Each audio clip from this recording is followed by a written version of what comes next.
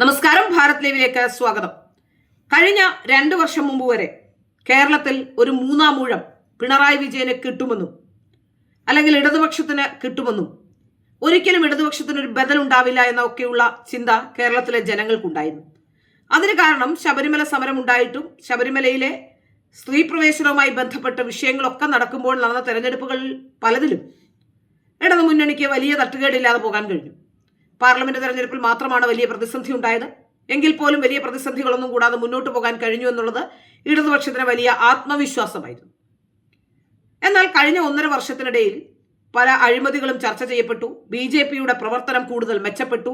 BJPയുടെ പ്രവർത്തനത്തിൽ BJPയുടെ പ്രവർത്തകർ തന്നെയായിരുന്നു കഴിഞ്ഞ കാലഘട്ടങ്ങളിലെല്ലാം BJP ഇകഴ്ത്തി കാണിക്കാൻ ശ്രമിച്ചുകൊണ്ടിരുന്നത്. എന്നാൽ ഇപ്പോൾ രാജീവ് ചന്ദ്രശേഖർ സംസ്ഥാന പ്രസിഡന്റ് ആയതോടുകൂടി കാര്യങ്ങൾ മാറിമറിഞ്ഞു. കാരണം എന്തെങ്കിലും മിണ്ടിപ്പോയാൽ കേന്ദ്രത്തിലെത്തുമെന്ന പേടിയുള്ളത് കൊണ്ട് തന്നെ BJP നേതാക്കന്മാരെല്ലാം അടങ്ങി, BJP വിമർശിക്കുന്നവരെല്ലാം അടങ്ങി. അല്ലെങ്കിൽ 4 വാർത്തയെങ്കിലും എപ്പോഴും കെ സുരേന്ദ്രനെതിരെയും KJP എന്നും ആക്ഷേപിച്ചുകൊണ്ട് പ്രവർത്തകർ തന്നെ മറ്റ് ചാനലുകളെയൊക്കെ സമീപിക്കുകയായിരുന്നു. എന്നാൽ ഇന്ന് ആ കഥയൊക്കെ മാറി.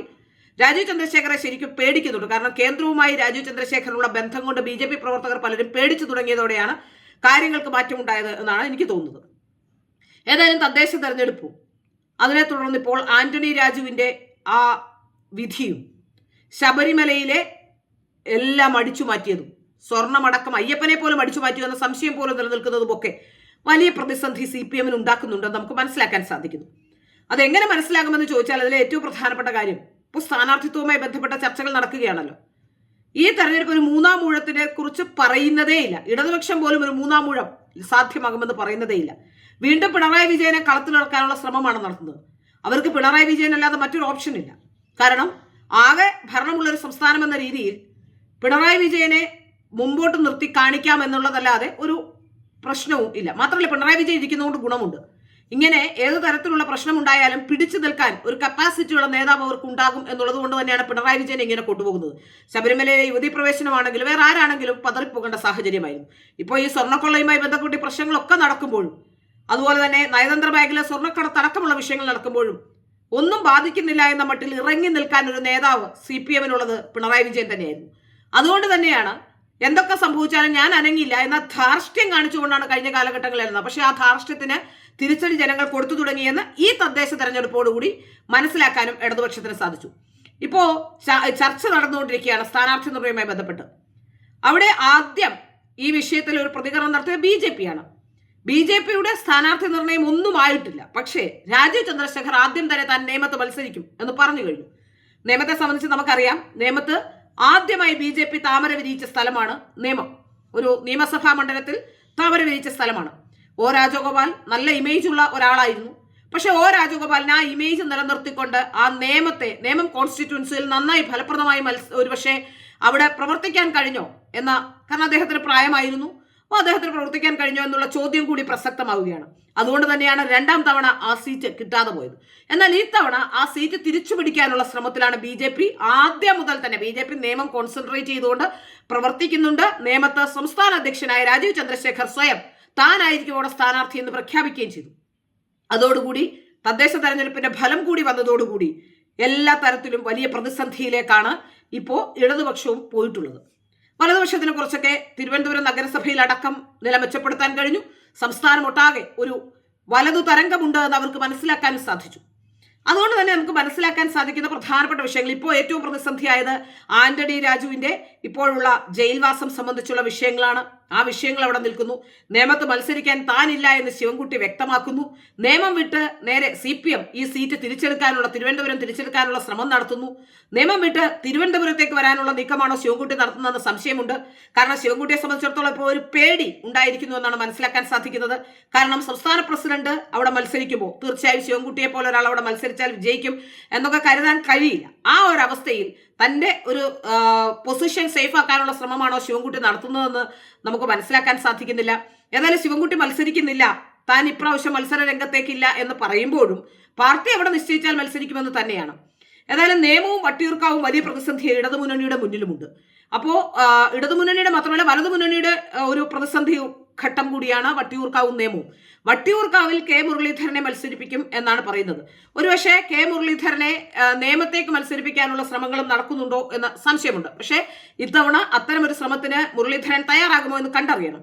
കാരണം രാജീവ് ചന്ദ്രശേഖർ ശശി തരൂരുമായി മത്സരിച്ചപ്പോൾ പോലും വളരെ കുറഞ്ഞ മാർജിനിലാണ് പരാജയപ്പെട്ടിട്ടുള്ളത്. ഇപ്പോൾ രാജീവ് ചന്ദ്രശേഖർ കേരളത്തിൽ അവിടെ ക്യാമ്പ് ചെയ്തുകൊണ്ട് തന്നെ കേരളത്തിന്റെ സംസ്ഥാന പ്രസിഡന്റ് എന്ന പദവി ഏറ്റെടുത്ത് പ്രവർത്തിക്കുകയും അതുപോലെ തന്നെ കോർപ്പറേഷനിൽ ഇത്ര വലിയ വിജയം ഉണ്ടാക്കുകയും ചെയ്തതോടുകൂടി എല്ലാവരും അടിപതറിയിട്ടുണ്ട് എന്ന് മനസ്സിലാക്കാൻ സാധിക്കുന്നു. നേരത്തെയൊക്കെ ഏതെങ്കിലും ഒരു സ്ഥാനാർത്ഥി ഞങ്ങൾ അത് പൂട്ടിക്കും എന്നൊക്കെ പറഞ്ഞുകൊണ്ട് രംഗത്ത് വരാറുള്ള കെ മുരളീധരൻ ഇത്തവണ ഒരക്ഷരവും ഉരിയാടുന്നില്ല എന്നുള്ളതാണ് ഏറ്റവും പ്രധാനപ്പെട്ട കാര്യം. അതുകൊണ്ട് തന്നെ നമുക്ക് മനസ്സിലാക്കാൻ സാധിക്കുന്നത് നിയമവും വട്ടിയൂർക്കാവും ഒക്കെ BJPക്ക് ഏറ്റവും സാധ്യതയുള്ള മണ്ഡലങ്ങളാണെന്ന് നമുക്കറിയാം. നല്ല സ്ഥാനാർത്ഥികളെ മത്സരിപ്പിച്ചാൽ അവിടെ സാധ്യതയുണ്ട്. പക്ഷേ അപ്പോഴും പ്രസക്തമാകുന്നത് ഇടതുപക്ഷത്തിനും വലതുപക്ഷത്തിനും ഒക്കെ മത്സരിക്കാൻ വേണ്ട ഒരു കാലിബറുള്ള അല്ലെങ്കിൽ അത്തരത്തിലുള്ള നേതാക്കന്മാർ ആരാണ് എന്നുള്ളത് തന്നെയാണ്. ഇപ്പോൾ വട്ടിയൂർക്കാവിൽ നിന്ന് ഞാൻ മനസ്സിലാക്കുന്നത് പ്രശാന്ത് കഴക്കൂട്ടത്തേക്ക് പോകാനുള്ള തയ്യാറെടുപ്പ് നടത്തുന്നു എന്നുള്ളതാണ്.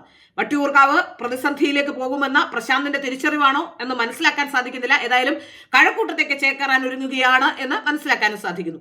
കഴക്കൂട്ടത്തെ വി മുരളീധരൻ ഉയർത്തുന്ന വലിയ വെല്ലുവിളിയുണ്ട്. പക്ഷെ ആ വെല്ലുവിളി ഉണ്ടെങ്കിലും അവിടെ ഇപ്പോൾ നമുക്കറിയാം കഴിഞ്ഞ 10 വർഷമായിട്ട് അവിടെ തന്നെ നിന്ന് പ്രവർത്തിച്ചുകൊണ്ടിരിക്കുന്ന ആരാണ് വി മുരളീധരൻ. അതുകൊണ്ട് തന്നെ ഈ സീറ്റുകളൊക്കെ ഏത് അവസ്ഥയിലാകും എന്ന് നമുക്ക് ചിന്തിക്കാൻ കഴിയില്ല. തിരുവനന്തപുരം പ്രത്യേകിച്ച് BJPക്ക് എന്നും അടിത്തറയുള്ള മണ്ഡലം തന്നെയാണ്. BJPക്ക് അത് കാലാകാലങ്ങളായി ഒരു ജൈവികമായ വളർച്ചയിലൂടെ BJP പിടിച്ചെടുക്കാൻ ശ്രമിക്കുന്ന സ്ഥലങ്ങളുമാണ്. അതുകൊണ്ട് തന്നെ ഈ മണ്ഡലങ്ങളൊക്കെ നമ്മളിങ്ങനെ ചിന്തിക്കുമ്പോൾ ഇതിന്റെ ഏതൊക്കെ തരത്തിലാണ് ഈ വരുന്ന തെരഞ്ഞെടുപ്പിനെ ഇതിനെ ബാധിക്കുക എന്നുള്ളതാണ് ഏറ്റവും പ്രധാനപ്പെട്ട കാര്യം. ഏതായാലും BJP ഈ തെരഞ്ഞെടുപ്പിൽ കുറച്ച് സീറ്റുകൾ നേടിയെടുക്കുമെന്ന കാര്യത്തിൽ ഒരു സംശയവുമില്ല. ഇടതും വലതും ഇനി സഖ്യമുണ്ടാകുമോ എന്ന് പറഞ്ഞറിയിക്കാൻ അല്ലെങ്കിൽ ചിന്തിക്കാനുള്ളൂ. കാരണം അത്തരം ചില ഇങ്ങനെ ഒരു പ്രശ്നം ഉണ്ടാകുമ്പോൾ അത്തരം ചില കാര്യങ്ങൾ ഇടതും വലതും ഒക്കെ എല്ലാ കാലത്തും ചെയ്യാറുണ്ട്. ഇപ്പോഴും ഇപ്പോൾ ആലോചിച്ച് നോക്കൂ, സ്വർണ്ണക്കടത്തുമായി ബന്ധപ്പെട്ട് ഒരു പ്രതിസന്ധി ഇപ്പോൾ ഉണ്ടാകുമ്പോൾ അല്ലെങ്കിൽ ശബരിമലയിലെ ദ്വാരപാലക ശില്പവുമായി ബന്ധപ്പെട്ടുള്ള പ്രതിസന്ധി ഉണ്ടായപ്പോൾ ഇടതും വലതും ഒരുപോലെയാണ് എന്നുള്ളതാണ് മനസ്സിലാക്കാൻ സാധിക്കുന്നത്.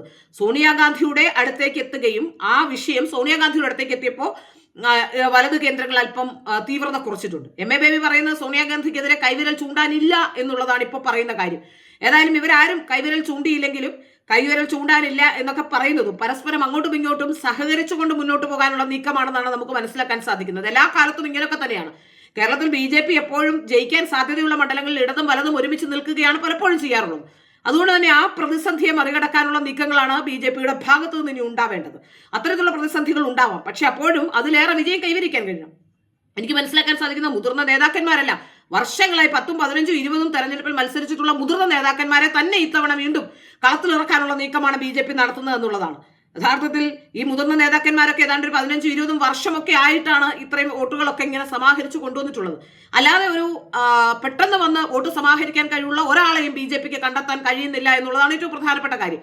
അത്തരത്തിൽ കണ്ടെത്തിയിട്ടുമില്ല. കണ്ടെത്താൻ സാധ്യതയുണ്ടെങ്കിൽ കൂടി അതിനുള്ള ശ്രമം BJP നടത്തുന്നില്ല. കാരണം BJPയെ സംബന്ധിച്ചിടത്തോളം അവിടെയുള്ളവർ അവരുടെ ആൾക്കാരെ വെച്ച് ഇങ്ങനെ ഉള്ള ആൾക്കാരും അതിലപ്പുറത്തേക്ക് ഒരാൾ അതിലേക്ക് വരരുതെന്ന് ആഗ്രഹിക്കുന്നവരാണെന്നാണ് എനിക്ക് മനസ്സിലാക്കാൻ സാധിക്കുന്നത്.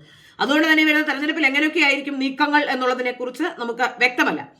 എങ്കിലും നമുക്ക് മനസ്സിലാക്കാൻ സാധിക്കുന്ന BJPക്ക് ചില സാധ്യതകളുണ്ട്. ആ സാധ്യതകൾ പരമാവധി തെരഞ്ഞെടുപ്പിൽ പ്രയോജനപ്പെടുത്തിയാൽ BJPക്ക് നിയമമടക്കം വട്ടിയൂർക്കാവടക്കം പിടിച്ചെടുക്കാൻ സാധിക്കുമെന്നുള്ളത് തന്നെയാണ്. പക്ഷെ അപ്പോഴും 3-ാം ഊഴം എന്നൊരു വാക്ക് പോലും ഇടതുമുന്നണി പറയുന്നില്ല എന്നുള്ളതും പ്രസക്തമാണ്.